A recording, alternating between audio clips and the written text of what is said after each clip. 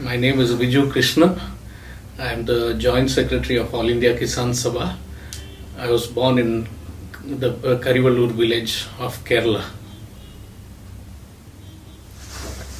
And now we can start just on the history of Kerala and how that has transmitted to your family and that has shaped your engagement. Actually, the village that I was born in, Karivalur, is in the district of Kannur of Kerala, and there were a lot of struggles in the 40s, late 30s and 40s in and around Karivalur. Karivalur included. Also nearby Kayur, there was a massive struggle. At Kodakkad, which is close to the Karivalur village, in fact just adjacent village of Karivalur, an anti-caste rally and a Kisan Sabha meeting was held long back in just before 40s, the starting of the 40s.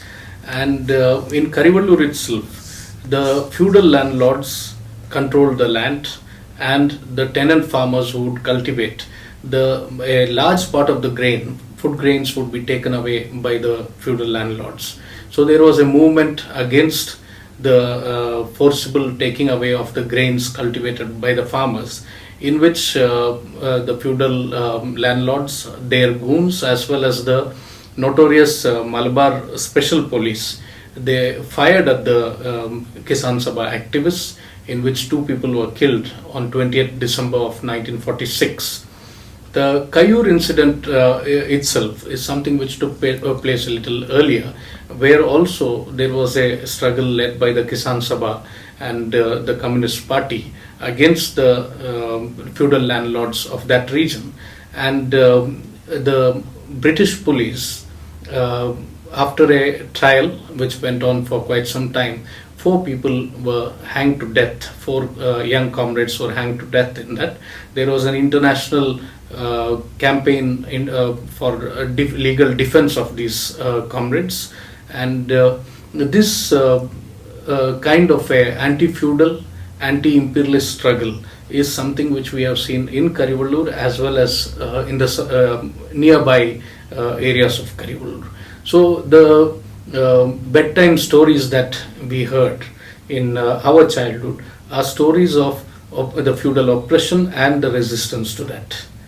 And coming from a backward community like ours, there was also a system where the belonging to a backward caste, so there was a system wherein there was untouchability, there was unapproachability, and even unseeability.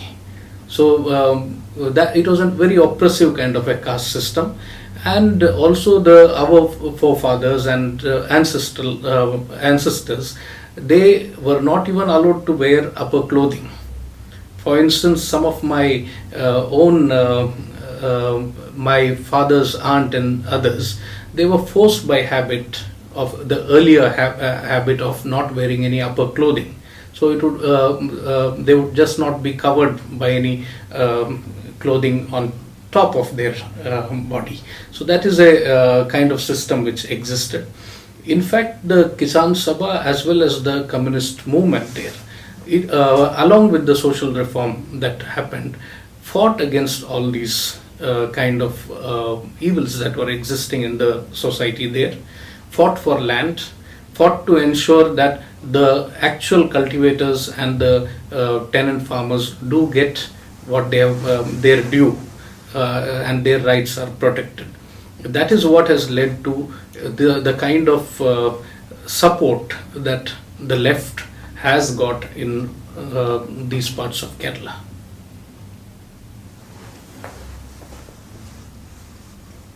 That's a good start, no?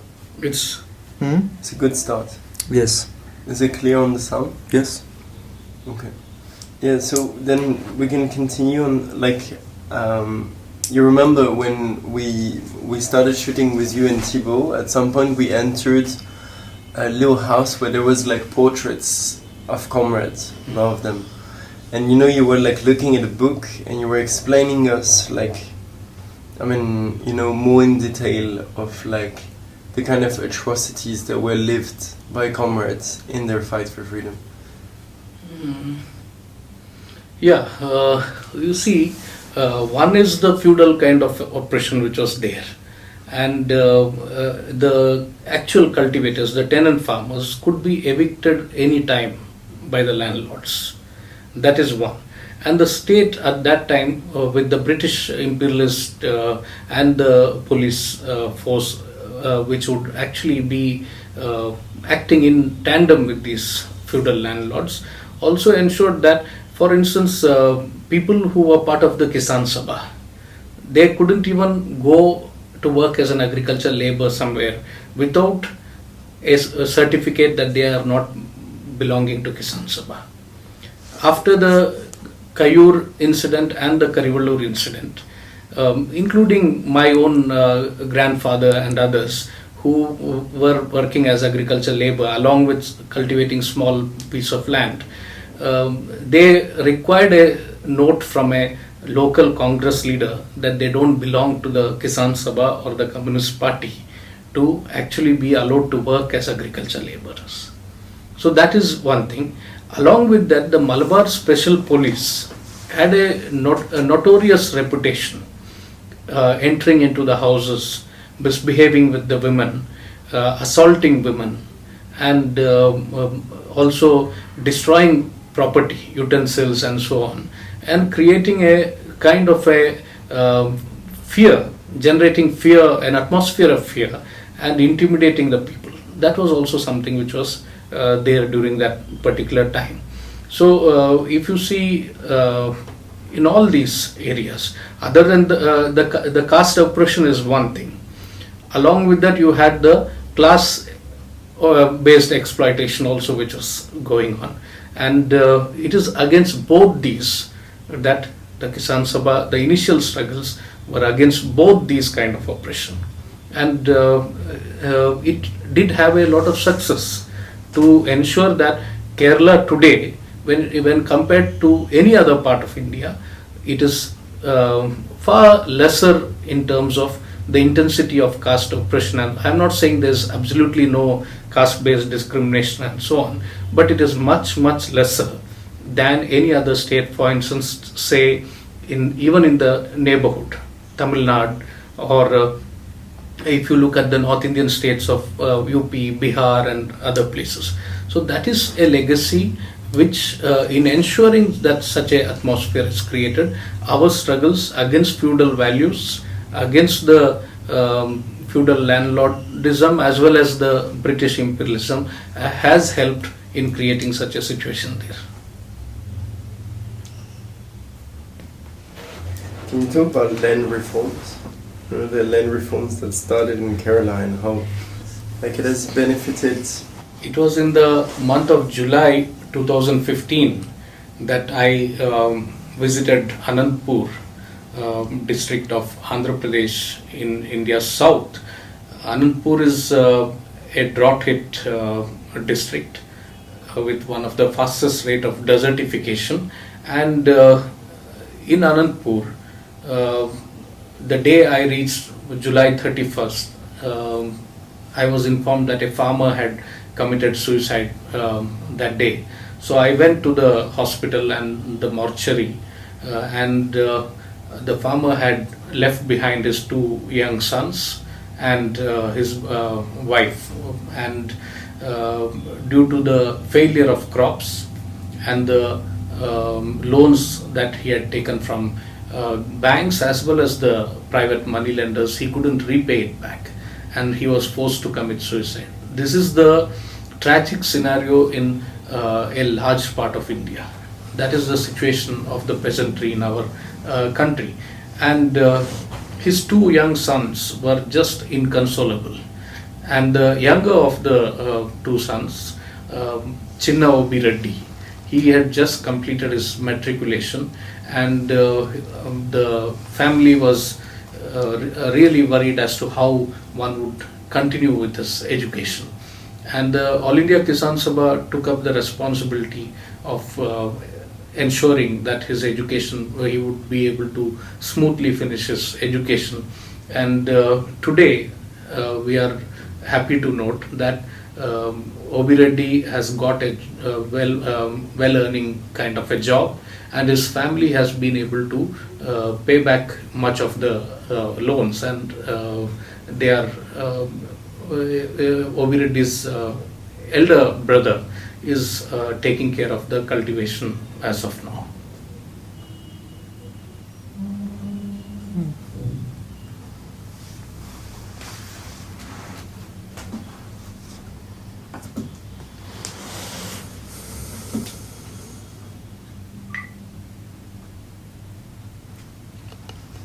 Well, I thought it was quite interesting. I mean, within your personal life, is that your father was an engineer, if I'm right? No, scientist. A scientist, based on soil quality and product. Your brother has gone for cinema. Your sister has a PhD in ecology. And you have also a PhD. And this whole family, despite being very highly educated, has still been very consistent in their engagement for the left in general, or for the struggle in your case. Which kind of thoughts come to your mind when I say that? Actually, like I said before, the stories that we heard as while we were growing up as children are stories of the struggles of the peasantry in our, especially in my village of Karivallur, neighboring villages of Kayur, and many other villages in Kannur district.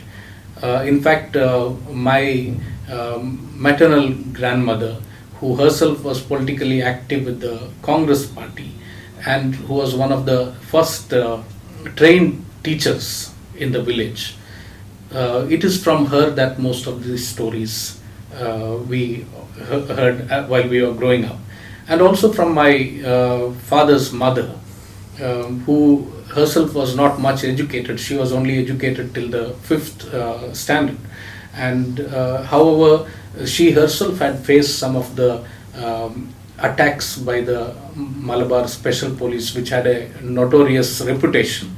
And there were meetings of the Communist Party and the Kisan Sabha which would happen in her house, where the stalwarts of the communist movement, some of them who, for instance, Comrade E.K. Nayanar, who later became the Chief Minister of Kerala, and similarly A.K. Gopalan, who was the first leader of opposition in the parliament and one of the senior leaders of the Kisan Sabha, they all would attend some of these meetings. So we have heard of these stories. My father was part of the Democratic Youth Movement, and that was as he was a student at that time. There was no communist parties were not allowed to function freely, and so he himself was a footballer also. He used to play soccer, and sometimes these football grounds happened to be the spaces where politics would be spoken about.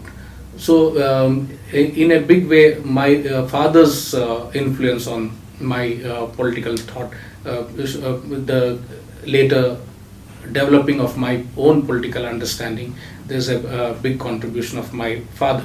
He has remained steadfast with the left, though being a government servant as a director of the National Bureau of Soil Survey South Regional Center, he is not allowed to take open political positions. He always remained consistently with the left.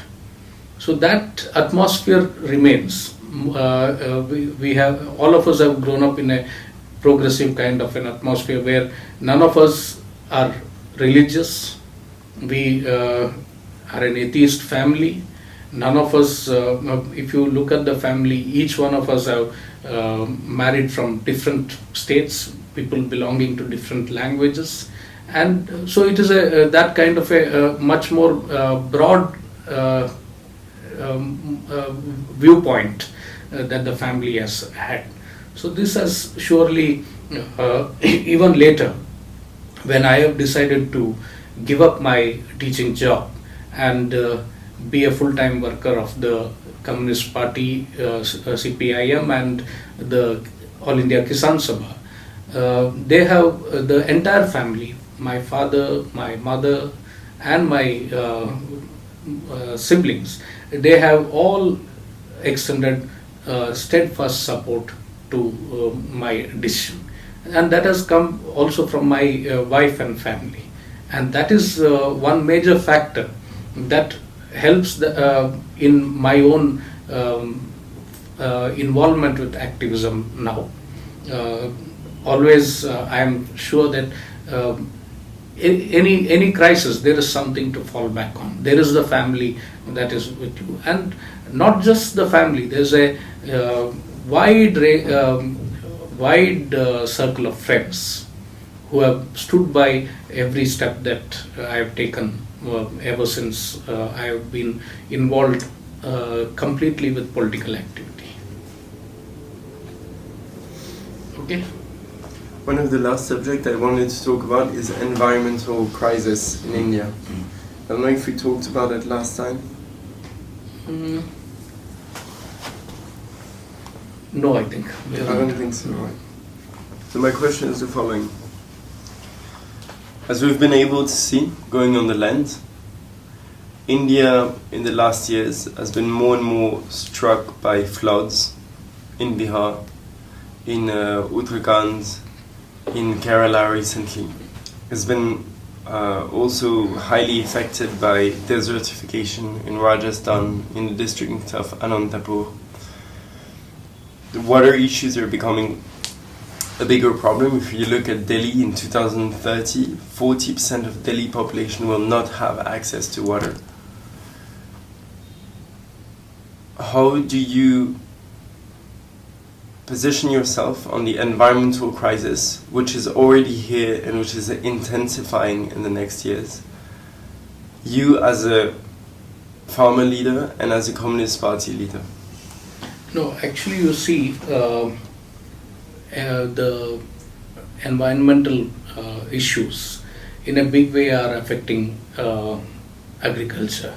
Global warming itself, if you see the climate change that has been happening, we are having sometimes unprecedented kind of happenings. For instance, the rains, delayed monsoons, or very limited rainfall. And in India, a large part of our agriculture is rain-fed agriculture. So it naturally affects the farmers in a big way, their earnings in a big way, and leads to further increasing the distress that already the present neoliberal policies have created, that is further accentuated due to these problems. So as an organization like ours, it is important that we address some of these issues. Even when in our own country, when we had the situation which was explained as the ship-to-mouth existence, we had to depend on food grains from other countries to feed the hungry millions here. That was sought to be addressed by the Green Revolution techniques.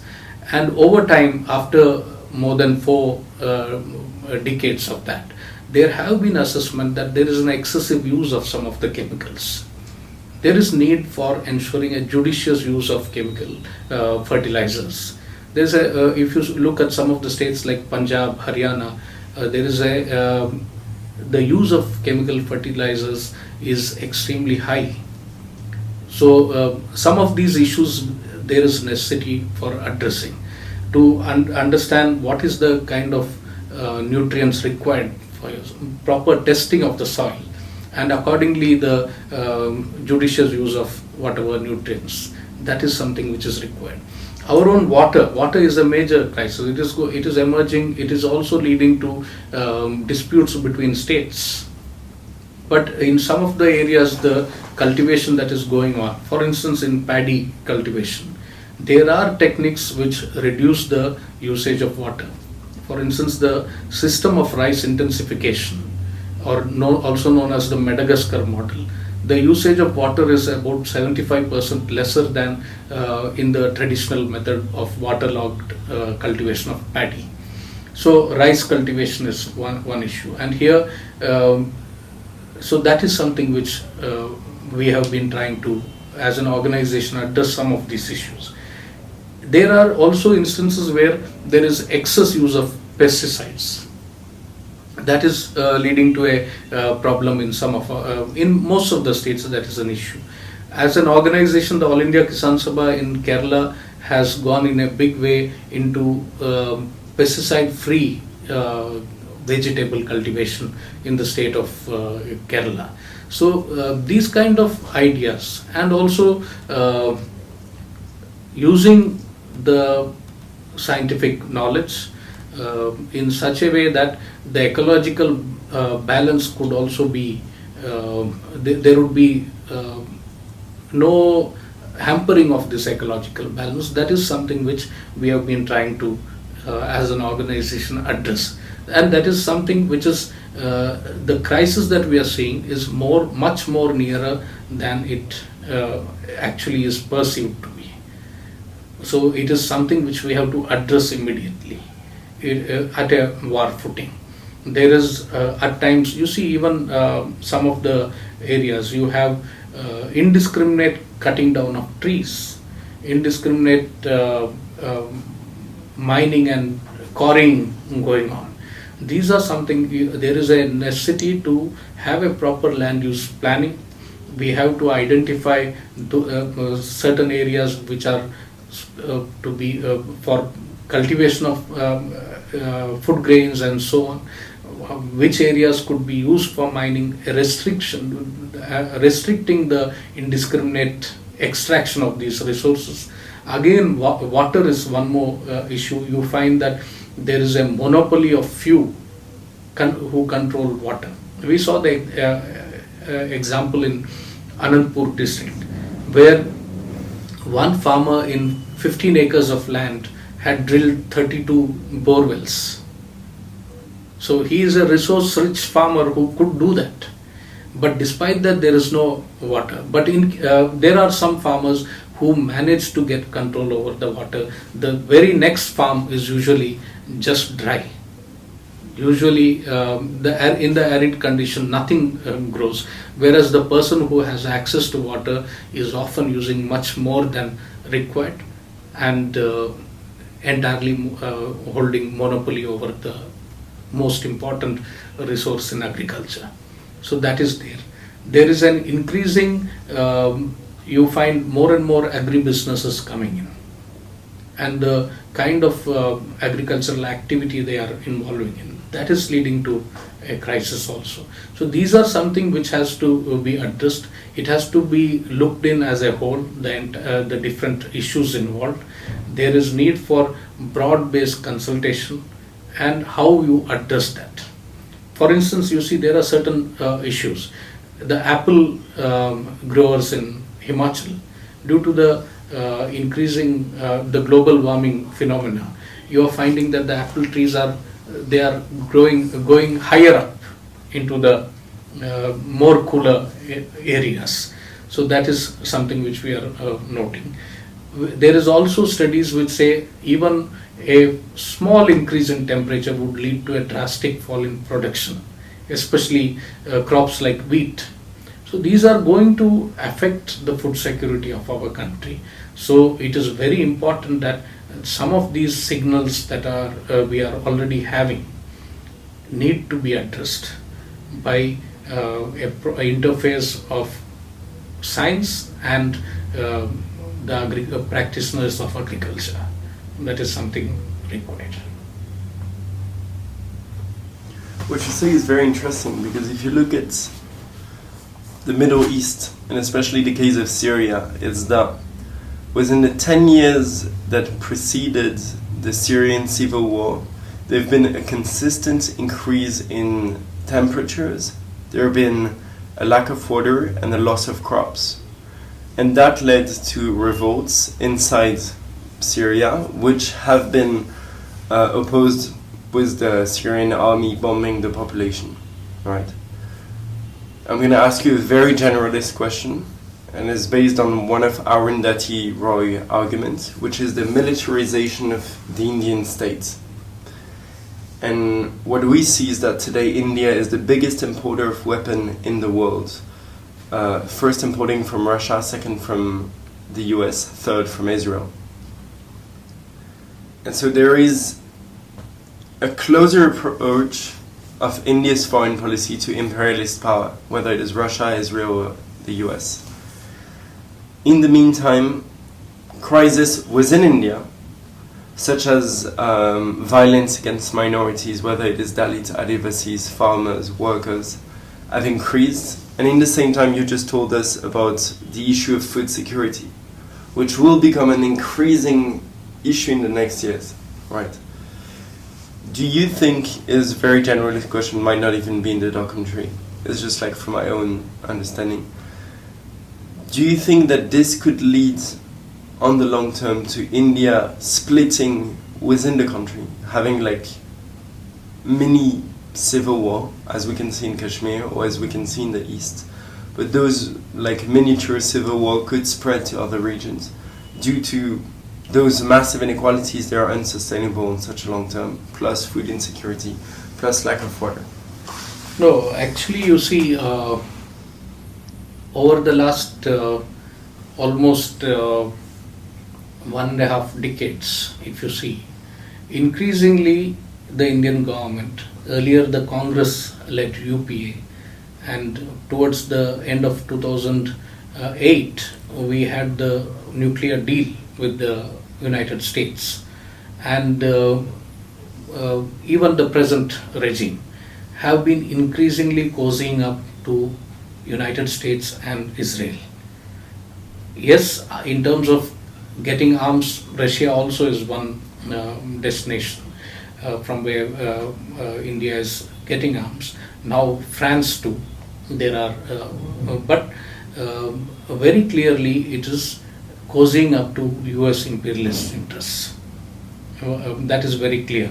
In the nuclear deal we formed, and later on there have been increasing agreements which have been with the United States. That is there. Militarization is increasing. Much closer relationship with Israel. Earlier, the Indian government had a very clear position in solidarity with the Palestinian people. Increasingly, this particular regime is giving up on that.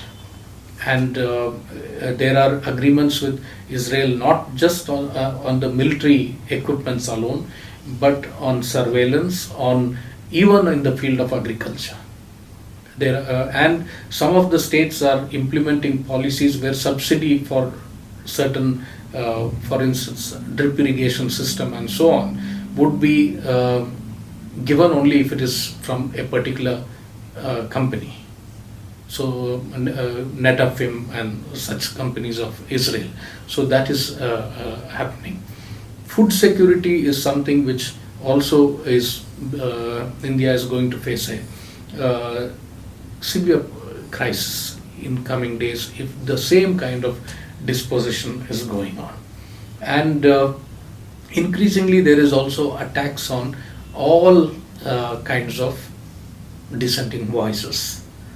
We are finding it in the last many years, how human rights activists, left-wing activists, rationalists, writers, Dalit activists have been targeted in a systematic manner.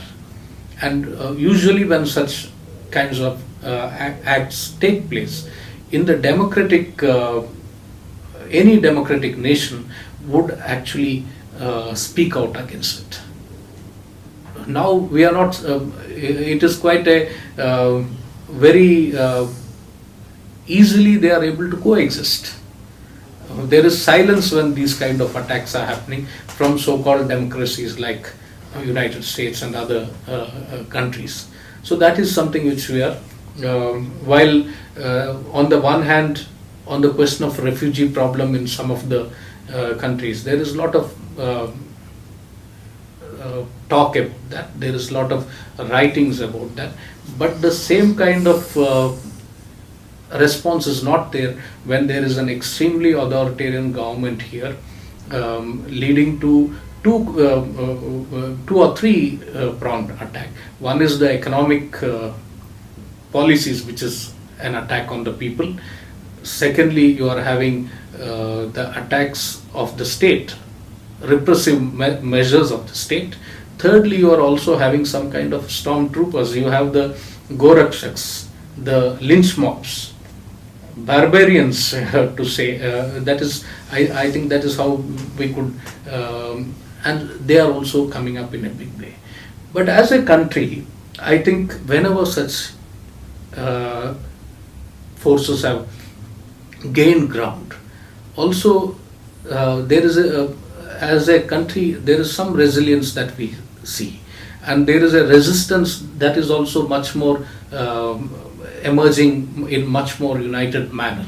So I think still I would say I have hopes that this resistance, this unity that we are all trying to build and able to also build successfully in different spaces, that will counter these forces. That is what I. But yes, are there threats? Often, sometimes friends and family say that that people like me should be careful, that we could be targeted. You are seeing, you are witnessing what's happening with the activists. Often I say that even crossing a road is dangerous, but that doesn't mean that you stand on one side of the road alone. You do cross the road, you take a bit care, you are more vigilant when you cross the road, but you do cross the road. So yes, there is need for greater vigilance. The kind of attacks that are going to come in the next year, when India goes into the general elections, is going to be much more intensified. So we all need to brace ourselves up for these attacks. So that is going to, I think we are not unprepared. There is a sense of preparedness, there is a sense of anticipating what is coming, and we have our strategies ready how to counter them, and not just counter, to how to defeat them, and we are confident we'll defeat them. And last question. Yeah. Actually, a couple of last questions since 30 minutes. What is the political future you see for yourself? You see, as far as a activist of a of the Communist Party, I think the future that we all look forward is a future for the party, a future for the people of our country, future for the most oppressed sections of our country. And given that we have been able to broaden our struggles, strengthen our organization, if we are much more consistent in our struggles, in taking up the most burning issues of the people, I think in coming days, in a few years from now, the left would play a decisive role in Indian politics. And left as well as the peasant movement, like the All India Kisan Sabha, which today is one of the largest organizations of the peasantry anywhere in the world, 16 million members, that is what our organization is. It is bigger than the population of some of the different countries in the world. So this is going to emerge as a decisive factor in determining the direction of politics in our country. Yes, I would be there somewhere amidst that even then. Yeah. Where does Vijoo Krishnan want to end up?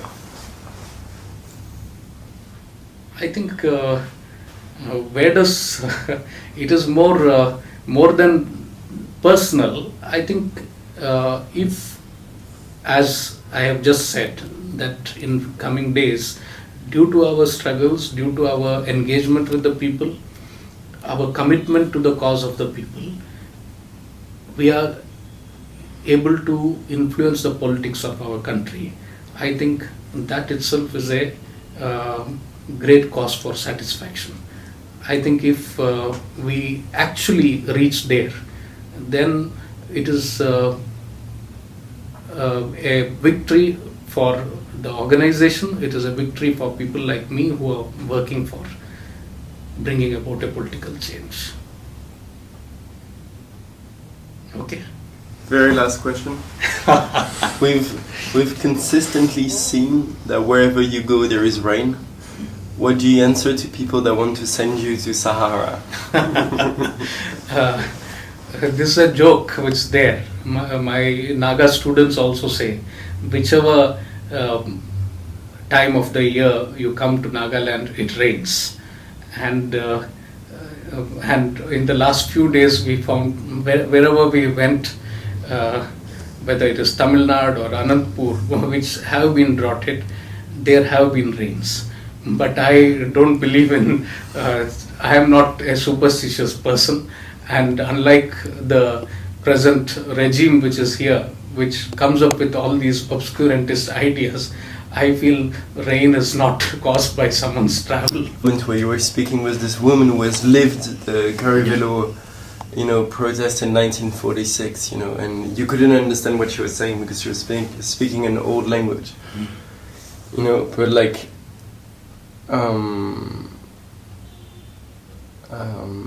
like how this Dalit leader was like explaining you like local issues, but also like how the CPIM has managed to I think it's the CPIM has managed to improve issues for them because of land redistribution. No, you see, in the struggles that were happening throughout late 30s and early and the entire 40s were actually also struggles for land rights. So with the demand that land should go to the actual tillers of the land should get the land. So when these struggles led to a situation wherein in the 1957, when elections were held in the state of Kerala, the Communist Party managed to come to power. And within a few days, within I think about 4 days, they came up with agrarian reforms, and it was ensured that there cannot be any illegal evictions were stalled.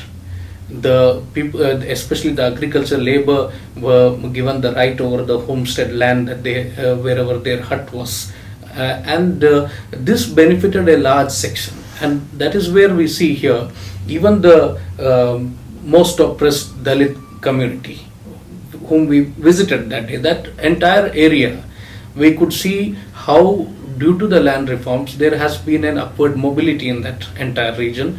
They have been able to in terms of getting better access to education, better access to housing, and all of them are economically also in a better situation. That is something very rightly it was pointed out by some of you that no other part of India would have Dalit community, an entire section of Dalit people in that village staying in such conditions. So land reform managed to transform a lot of lives in that first few years, but within 2 years the government was dismissed by the Congress. Pandit Jawaharlal Nehru was the Prime Minister, and under the advice of Mrs. Indira Gandhi, the left front government in Kerala was dismissed. So there was an effort to scuttle whatever the gains of the land reforms, but due to continuous struggles on the ground, much of it could be retained. But still, yes, there are certain sections which have not benefited as we would have wanted them to benefit due to the dilution later on about 10 years period, there was a rule of the Congress and Congress-led coalition.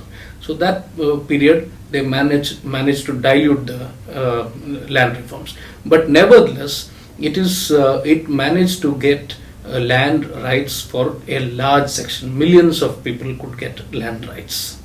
So that is something we have seen.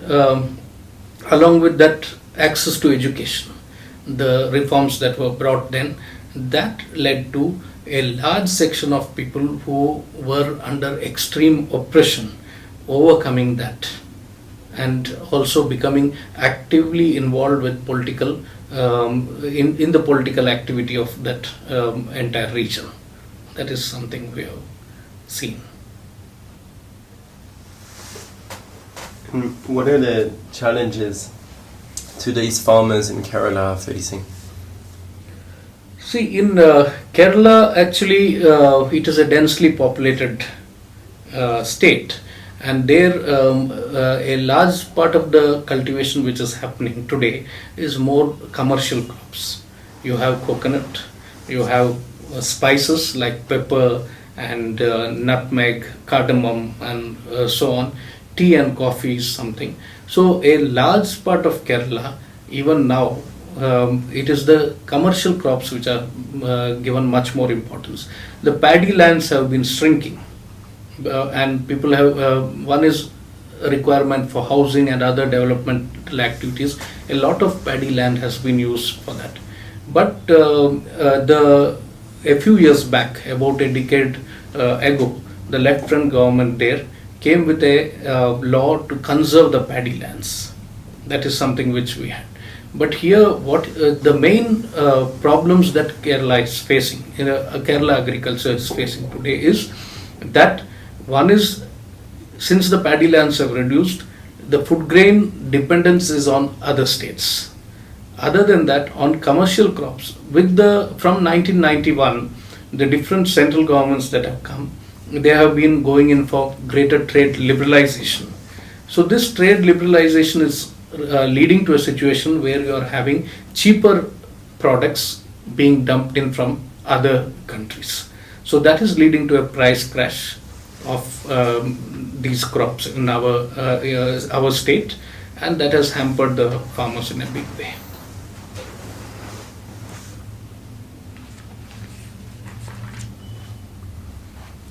This sweating is quite abnormal, actually.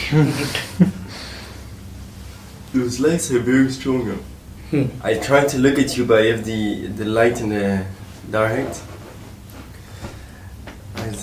Yeah. So in this also, all answers you may not take, no? No, this part of it. It depends on how which you want. Yeah, that is what. How we can show it. Yeah. And part of it will be used for my own master thesis, but probably the interviews will not be in depth enough to be used for like a real thesis, you know. So I'll probably have to come back and interview you again. Okay, fine. Do you wanna switch to John? Let's switch to maybe how you started engaging in politics, and you know, maybe like a brief, you know, time of your time in JNU, how it formed or consolidated your political consciousness. Okay. And because you were also president of JNU, right? Yeah. No, actually, the early 90s, India witnessed a lot of fast-changing developments took place here. One is the 92 demolition of the Babri Masjid. So there was some kind of a effort to communalize the entire Indian society. And there were violent communal riots that took place during that time. So among the youth also, this development in Indian politics did lead to people choosing on what side you are on. It is probably at that time my first engagement with some kind of political activity is to build a united resistance to the communal offensive that was there. we had from our own college, there was a march against the demolition of Babri Masjid. So that was one of the first instance when on a political question I was engaging with. So very clearly at the same time there was also a right-wing shift among a large section of the youth who were opposed to the reservations for the backward communities against the Mandal Commission. People like us took a position on against the forces which are opposed to the Mandal Commission, as well against the forces that were responsible for the demolition of the Babri Masjid. We felt this actually hit at the very basic foundations of our constitution and our republic. So that is our first engagement, my first engagement with a political activity. And yes, I did have my own opinions on the economic, the neoliberal policies that were coming in and so on. But it is probably large kind of mobilizations that were happening at that time on the basis of the Hindutva forces trying on one hand, and on the other hand some kind of a resistance to. Actually, we started reading the newspapers quite early in life. My father cultivated that habit in all of us, my brother and sister too. So the 90s, India in 90s saw a lot of fast changing developments. One is the neoliberal economic policies were introduced. Simultaneously, there was also a communalization which was going on, which started a little earlier, and which culminated in the demolition of the Babri Masjid in 92. And even before that, in 89, there was the passing of the Mandal Commission recommendations, which ensured reservation for the other backward communities. So there was a right-wing reaction against the Mandal Commission and a right-wing consolidation in the name of Hindutva. The RSS and BJP and a number of organizations affiliated to the RSS, which led to the demolition of the Babri Masjid. So my first engagement with politics, political mobilization, could be that as a college student then we organized a mobilization against the demolition of the Babri Masjid. So that is something which happened. And it is in shaping of my political ideas, my arguments and discussions with my father, who himself had some engagement with the left politics during his youth, that helped in a big way in shaping my own political ideas. But it is only after joining JNU in 1995 for my masters that I involved with a political organization, and coming as a member of the Student Federation of India, and later on we also in the campus itself we organized against privatization of education, against efforts to communalize education, and against the communal and casteist forces. The Student Federation played an important role in the JNU campus, and in the course of those struggles we also saw that there was a right-wing ascendancy of right-wing politics even in the campus at that time, 95, 96. But in 96 I was elected as a counselor in the School of International Studies. 97 I was elected as the vice president, and 98, 99 I was elected as the president of JNU. So this is the time, this phase from 95 to 98 probably crystallized whatever political understanding I had, and also what should be the direction of my involvement in politics. In fact, when we first came to JNU, we saw one of the posters that we saw is that when politics decides your future, decide what your politics must be.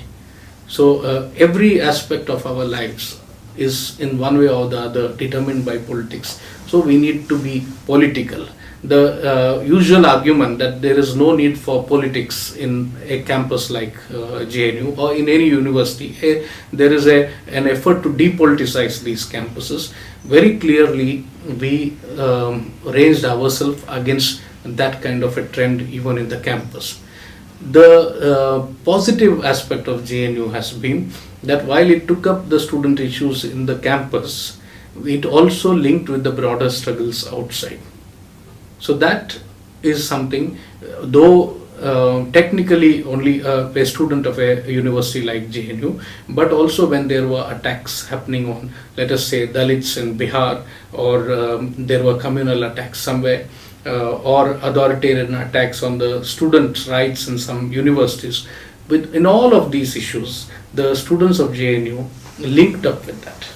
So that also generated a tendency among people like us who have later on also continued with political activity to link with the struggles of the most oppressed. So that is something which JNU movement very clearly taught us in that time. It's all very interesting. I'm now wondering, in your opinion, why is JNU such a respected political hub? Why is it is such a respected political hub in India?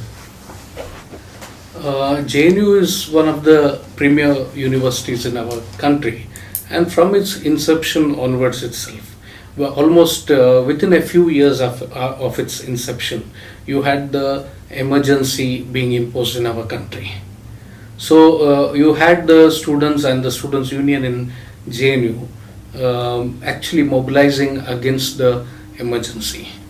So from the very beginning, the link of the linking of the student movement with the broader issues outside, that gave a unique character to JNU, and also it had a unique admission policy, a progressive admission policy, wherein students from the most backward areas, students from the economically very poor, also the socially oppressed sections could come in a big number to JNU.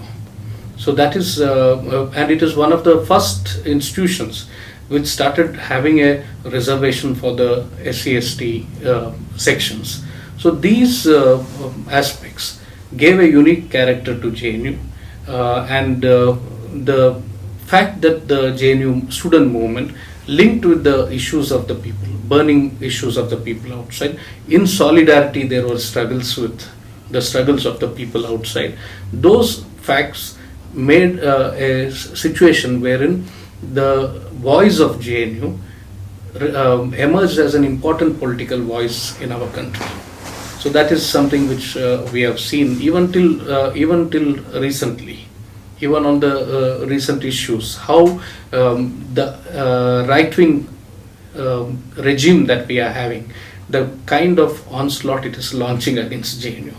When I was also a student of the university, even when just after my term as the president, there was a BJP government at that time. They tried to communalize the entire education system. So JNU emerged as an important point of resistance, not just as a university in its own, but also in trying to bring a larger section outside the campus to resist these policies. So that is why it remains an important kind of a university holds its continues to hold that relevance even now, and very clearly the right-wing forces which have been resisted are making a systematic effort to dismantle that university. They are filling in their own people into the academic positions. They are extreme authoritarian action against the students. The student movement is they are trying to suppress the student movement. That itself shows how important a voice JNU has been.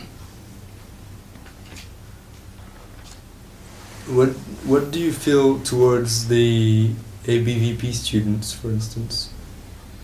What would you say to these people if ever you were confronted, or if you have been confronted? What has been your experience with students? You see, unfortunately, the ABVP, which is the student wing of the RSS, which believes in a fascist ideology, they have acted as an extremely reactionary force. In fact, when I joined as a student in 95 and 96, that was a time when there were continuous acts of violence which were happening in JNU. There were different cases of sexual harassment that was going on, and in most of the cases, it would be activists of the ABVP which would be involved. So that is something which we found. But ABVP has been taking forward this ideology of the RSS among the students there. And while on the one hand it is very clearly believes in this fascist ideology, on the other hand they also it is not through a debate and discussion, it is not through democratic means that they want to take forward their idea. So that is something that is where JNU has been able to resist it, because it is a very democratic kind of election process that we had, the culture of debate and discussions. So this democratic ethos of the university ensured that there is not much foothold for the ABVP in the campus. So that is something, though the social background, if you look at the students coming from different parts of the country, yes, there are a large part of India, you have BJP ruling the states. Naturally, students who are coming from those states would have been exposed to these right-wing ideologies. But in JNU, despite that, in JNU they are not able to make a political dent, with few aberrations. There have been some years when they have managed to do well, but on the whole, if you see from almost 4 decades now of the university, more than 4 decades of the university, almost very minimal kind of intervention they could do in student politics there. When you run for election when you became president, I think your year when you became elected president was the first time an ABVP member was elected as well.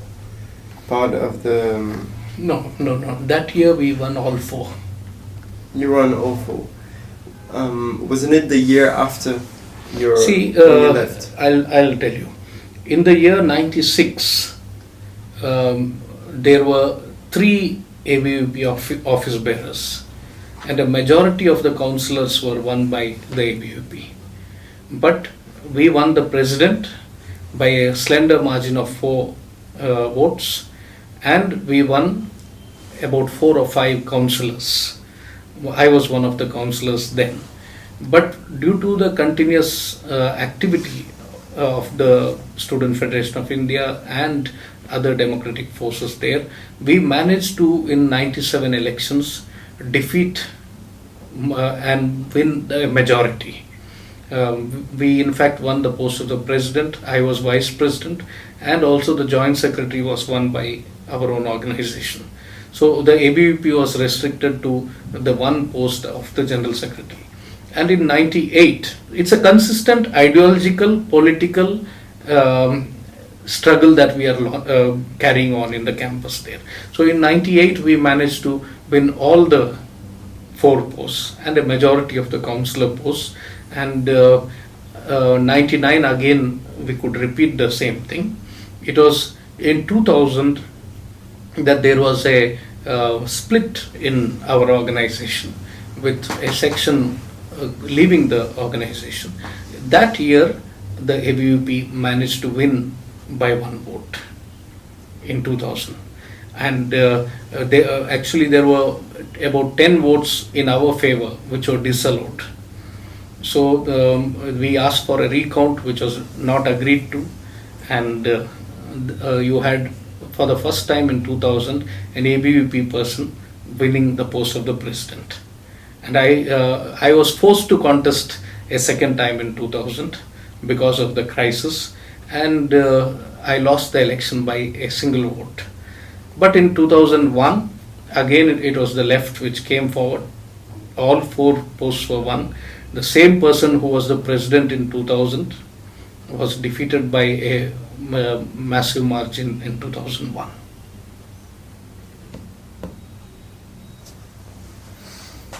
Yusu Kanaya has been the president of GNU, and you yourself and you were president of GNU have been arrested. Kanaya has been arrested in 2016.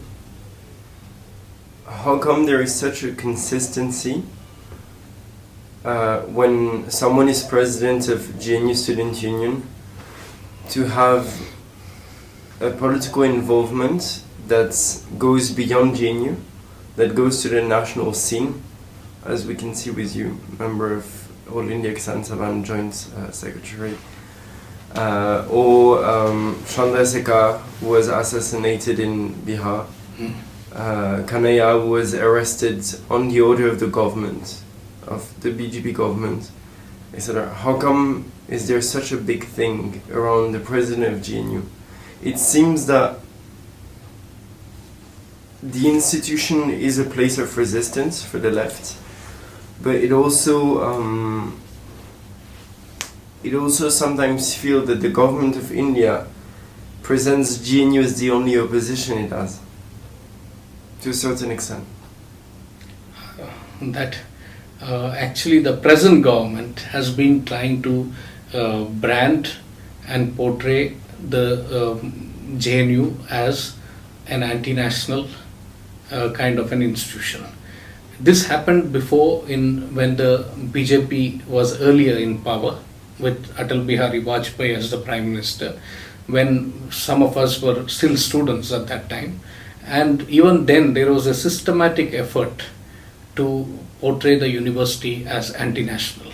In fact, there was a judicial inquiry which was instituted by the government to try and portray the students of the campus as agents of the ISI based in Pakistan, the intelligence of Pakistan.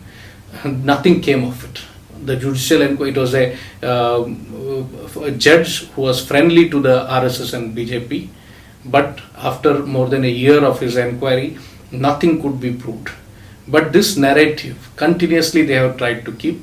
That is what we have seen in the recent incident involving Kanaya and others also. They are trying to keep up that narrative.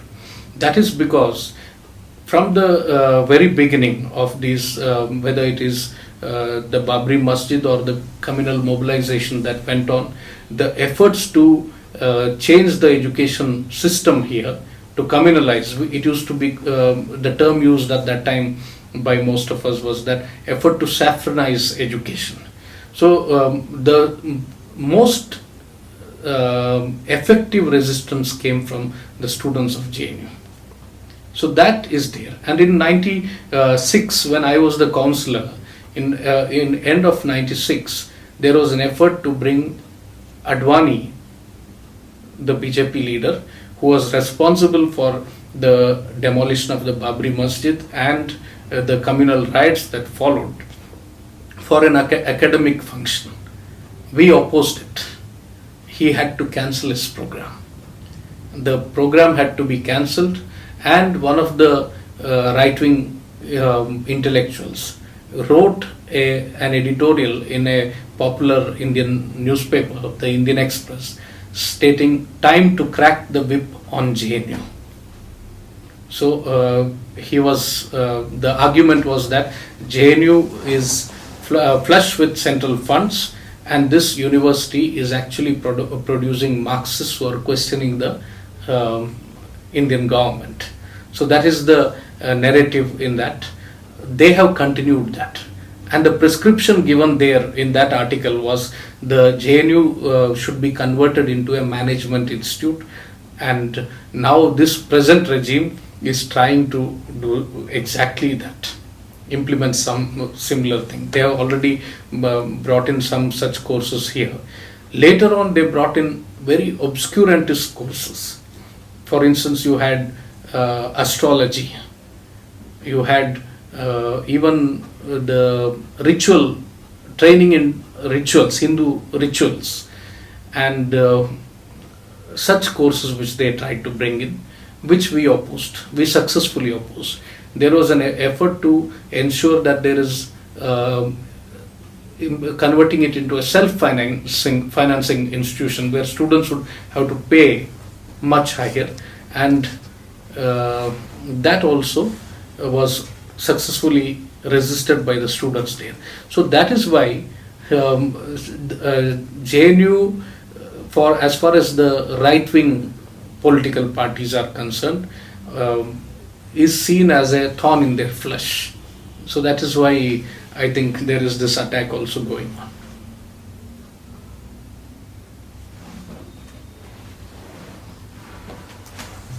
When you first got your taste in politics in GNU, yeah, did you ever consider, had you ever considered before a life as an activist or a politician? Or do you actually consider yourself as an activist? Or no, surely there has been an interest in politics that I have always had from, if you see, from late 80s onwards, that has been there. And after coming to JNU, one of the first political protests that I took part is against the testing of the nuclear device by France in the Pacific Islands. So there was a talk organized by the university where the French ambassador was called to talk on peace in the nuclear age. So we called for a boycott, and there was a protest, and that was the first act of protest that one of the early protests that I was involved with. Just after joining the university itself, there was a effort for hiking the fees.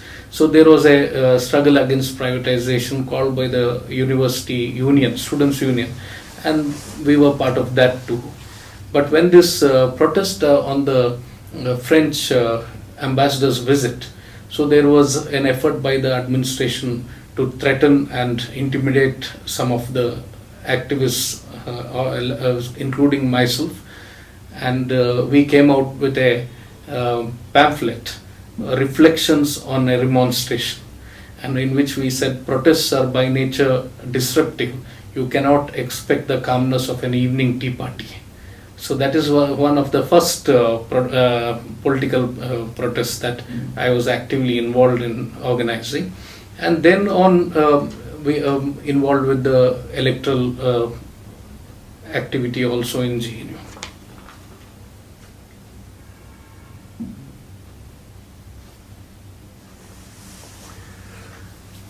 Someone who today, as part of the CPIM, could be tomorrow branded as urban Naxal or political dissent. And we've seen in the past years how the BJP has managed, slowly, institution by institution, to put its soldier in place, whether it is by changing the rules of the selection of judges, of state judges, in order to change the way the Supreme Court is built and make the Supreme Court in favor of RSS and Hindutva policies, or whether it is saffronization of university, or whether it is attack on freedom of press, or whether it is lack of transparency when it comes to international deal, the Rafale deal, for example. Can you elaborate a bit on this notion of, because we constantly hear that BJP is a fascist government, anti-people government, anti-national government even, we've been saying. Can you elaborate on what are the measures the BJP has taken within the Indian state in order to change the Indian state and shape it to its advantage, to its interest, to its maintenance of power. And who does the BJP serve? Actually, you see, the BJP is different from any other political party in our country, because behind the BJP, what controls, what actually determines the direction of its policies is the RSS, which actually derived its inspiration from Mussolini and fascism itself. So, it is these policies that the BJP have tried to continue in our country, even in the first government, first time when they came to power, as well as now. But now, all the more, like never before, they have got a majority, and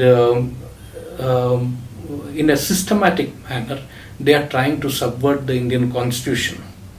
You find that the Prime Minister is a man belonging to the RSS. The Speaker is a woman Speaker of the Lok Sabha is a lady belonging to the RSS.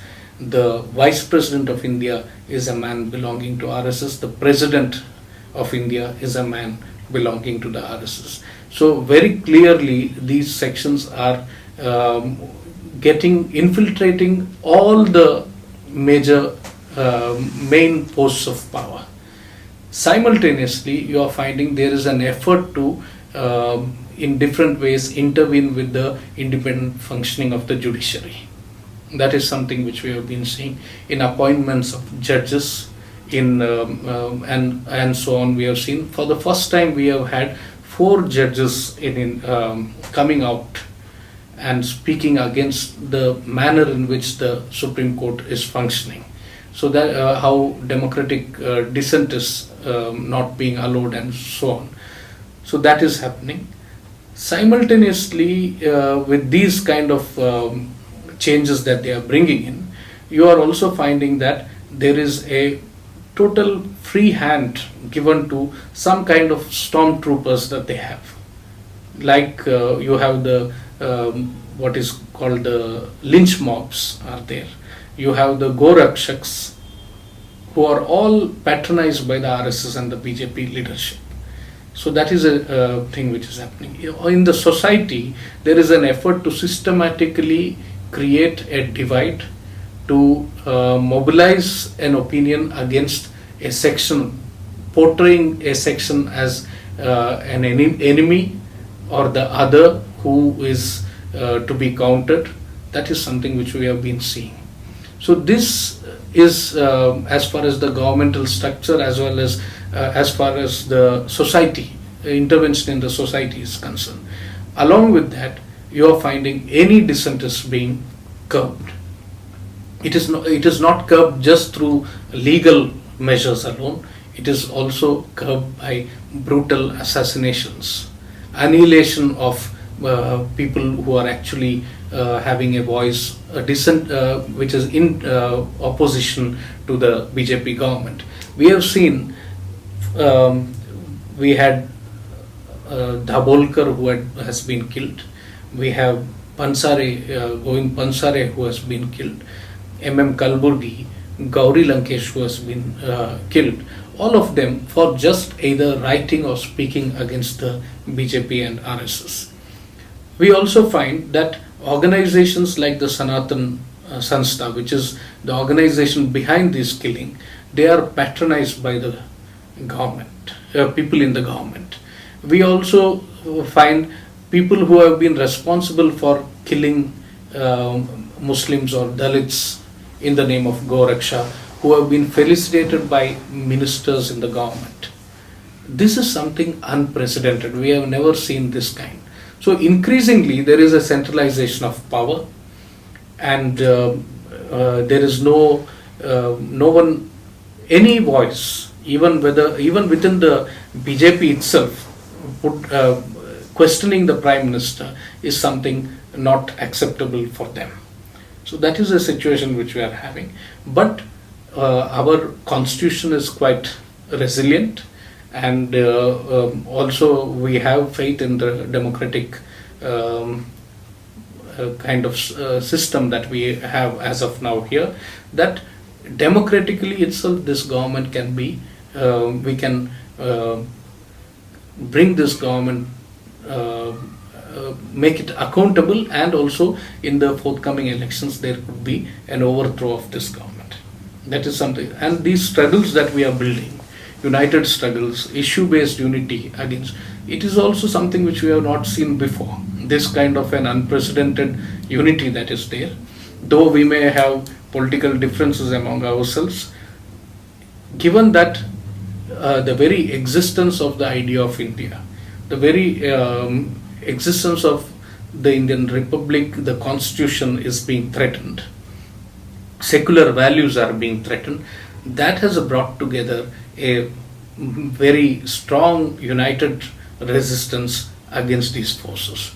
So that is going to also have politically reflect in the coming days. Post 1991, if you look at India's own economic trajectory, we find the peasantry is being increasingly dispossessed.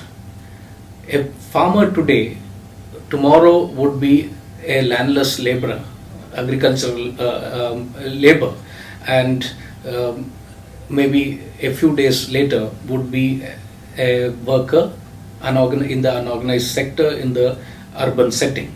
So there is a close linkage between the workers and peasantry.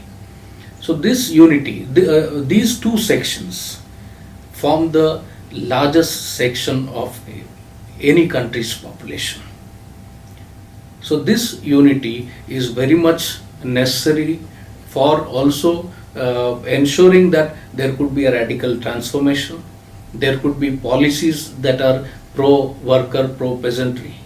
And this, when we are talking about a country like India, when you talk about workers and peasants, and the most exploited sections of the workers and peasants, the most oppressed social sections, whether Adivasi or Dalit or the other backward communities, also come under this.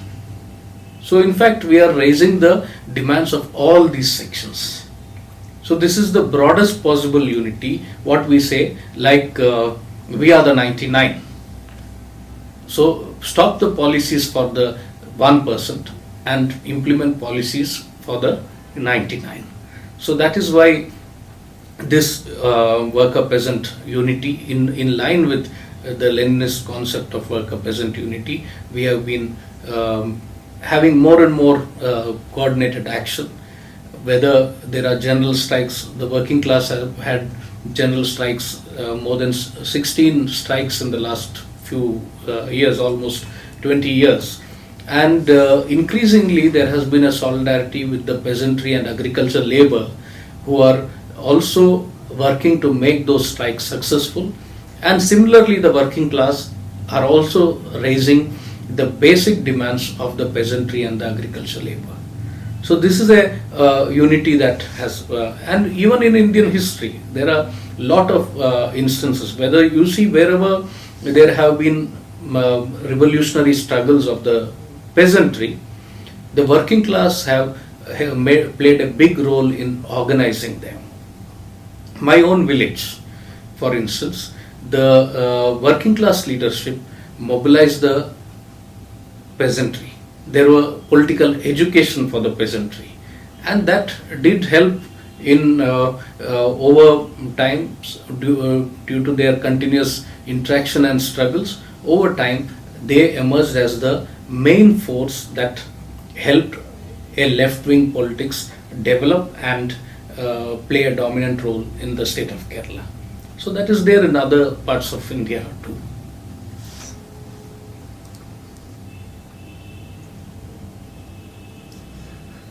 Once you told us this sentence, the Indian farmers is born in debt, lives in debt, and dies in debt.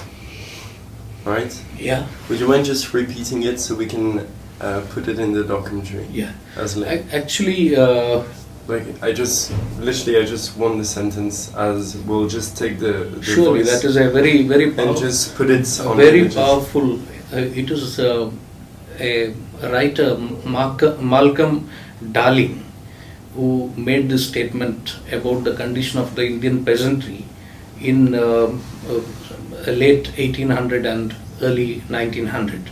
So he makes this statement that the Indian peasant is born in debt, lives in debt, and dies in debt. And now, after 7 decades of independence, unfortunately, due to the faulty policies of the ruling classes, I would say due to the deliberate policies to promote corporate profiteering, the condition of, as far as the peasantry in our country is concerned, is still remains almost similar. The Indian peasant, even in 2018, is born in debt, lives in debt, and dies in debt. So that is the kind of situation we are having. We find more than 4 lakh farmers who have committed suicide. A large number of them, a big majority of them have committed suicide because they are indebted. So that is the situation. What Malcolm Darling told then holds good even today. That is where very clearly a failure of the policies that have been implemented by the ruling class in our country.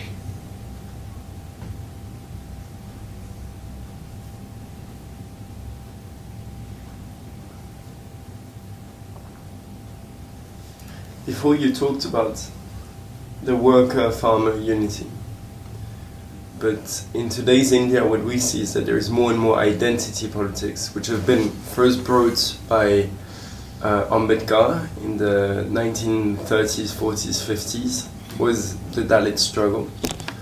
Then it has been brought by the Hindutva forces by creating communal violence and communal divide between Hindu and Muslims.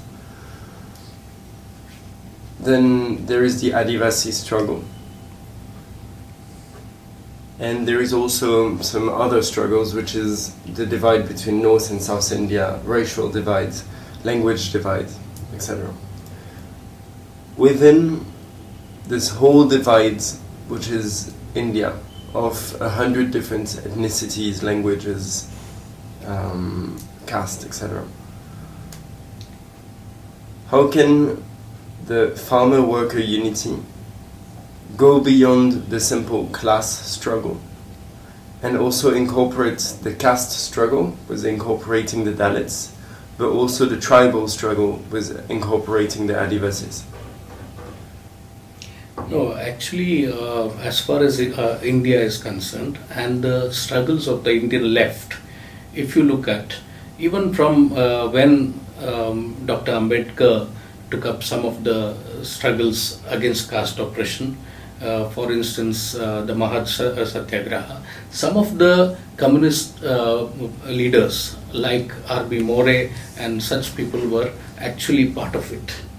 And if you see the Telangana armed peasant rebellion, the main one of the main issues that was addressed by the Kisan Sabha in that struggle was the caste oppression, where there was the Vetti system, an oppressive, where the most oppressed castes were forced to work without any payment, and different kinds of oppression was there. One of the issues that was addressed by the struggle was that. Again, the Varli Adivasi struggle of the peasantry, in that was also led by the Kisan Sabha. That was actually the tribal, for the tribal rights. If you look at the Kirvanmani struggle in Tamil Nadu, where more than 40 agriculture laborers were burnt alive by the higher caste landlords, it was because the Kisan Sabha organized for their wages, organized for land, and also organized against the caste oppression that was there, untouchability, and various other most inhuman kind of practices which was there. If you similarly look at the Vachati incident in early 90s in Tamil Nadu, where 18 women were gang raped, the tribal women were gang raped by the forest officials and the police it took almost 2 decades of struggle by the Kisan Sabha, and we also have a tribal association there, together for almost 20 years with ample support, political support by the Communist Party of CPIM. It was a historic judgment in which, at the end of these 20 years of political and legal battle, almost 269 people were convicted. In the legal history, I think very rare, such kind of a judgment is very rare. So as Kisan Sabha, as the Communist Party, for us, we believe that these issues of oppression is something which we need to address, and that is the key for also bringing about a transformation in our society. So if you look at my own state of Kerala, where there was the caste system was so oppressive at one time that some, including someone like Swami Vivekananda, he made a statement that Kerala is like a mental asylum because of the caste system that existed. But along with social reform, the left movement has a major contribution for ensuring a system in Kerala where now it is one of the, in terms of, if you look at the entire country, I am not saying there is zero caste discrimination in Kerala, but it is surely better than any other state. So the left has a role in that. So we feel these struggles, there is need for a greater proliferation of such struggles. And here the Dalit groups, the Adivasi groups, we feel the kind of assertion that is going on among these sections, we look at it positively. There is need for an increasing solidarity between these groups. There is need for respecting each other's movements, and this mutual respect for each other's movement will also grow when we know that the Dalit and Adivasi groups, as well as the organizations like Kisan Sabha, the left is actually fighting the struggle of the most oppressed. So here I think, and in our social setting, what we find, if you go to a rural area, Kisan Sabha represents the interests of the rural, the landless poor. Who are the landless poor? It is in most places, it is the Dalits, it is the Adivasis, it is also the other oppressed castes are part of it. There is a overlapping of the most exploited classes and the most oppressed castes. So it is unthinkable that we, as an organization, a left organization, does not address that question. That is very important that we address these questions. Surely there have been increasing solidarity actions which have happened. We were part of the, when the Una struggle took place, where Jignesh and others mobilized. We believed that it was a genuine movement against the extreme oppression that is going on against the Dalit community. So our presence there was an act of solidarity. It was clearly a movement led by the Dalit community, but it was a historic event in which we believe that in this struggle we should have been part of that struggle, at least in solidarity. So our role there, my presence in the Una struggle was an act of solidarity, with full respect and to the movement that was built from the ground there. So that kind of a solidarity is required. There would be differences, there would be problems. We need to set aside those differences. If you have to counter the enemy that we are at present faced with, it is required that we are able to set aside some of these differences and build an issue-based unity against these forces. That is where we are going. So there is need in India, caste and class, especially the oppressed castes and the most exploited classes, there is an overlap. So it can, if you don't address caste oppression, there is no way in which we could even address the class-based exploitation that is happening. There is a link between these, and as the Communist Party as well as the Kisan Sabha, in many of these struggles, we have, for instance, temple entry. There is a the Dalits are not allowed entry into some of the temples. We have led some of these struggles, the Kisan Sabha, and some of these struggles, whether it is Kirvanmani struggle, whether it is Vachati, these are struggles where even when there have not been any identity-based organizations in those states at that time. So these are struggles which were led by the red flag. And I think the more such struggles are led by the red flag, and the more the left involves with the issues of these, that would also lead to a broadening of its own political influence, and that is very much required if in India you want to see a situation wherein the kind of oppression based on caste or class is no longer existing.